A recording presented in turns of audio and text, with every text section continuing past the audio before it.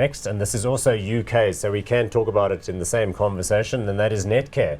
Because, of course, it has big operations here, you know, the Netcare clinics all over the show, Cape Town, Joburg, some flagship stuff under Richard Friedland, but it has its UK business, the General Healthcare Group, which they bought about a decade ago. It's been a bit of a choppy ride. They also own the properties. They wanted to be in them, they wanted to be out of them. Market capitalization, 47.5 billion rand, so quite a lot smaller, but not insignificant. Price to earnings ratio, 17.79. Dividend yield more conventionally at 2.83.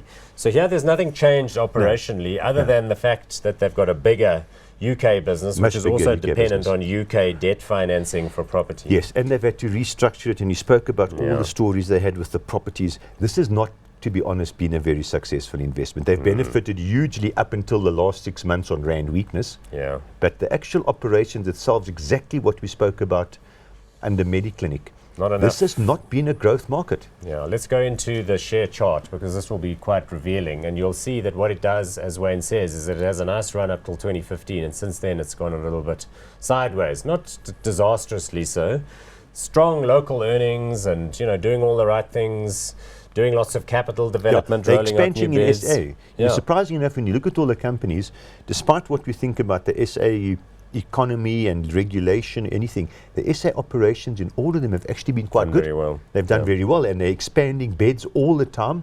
There's a lot more referrals into that from the government. So the SA operations are actually quite good. It's pity it's in rands, which has been a good thing the last 6 months, but generally is a bad thing. But the UK operations have clearly been disappointing. And on top of that now, whatever you were making in pounds when you're bringing it back, now it's not 20% really less, yeah. So what do we feel about Now, Netcare currently? look, 18p is not bad for this business over time, but I'll be a bit cold on this one. I'll go Exactly, and I'm going to echo that. And also, do you have to be a little bit concerned about sort of second-order Brexit effects, where maybe it's going to create a little bit of a decline in spending, and we've seen that before. Okay.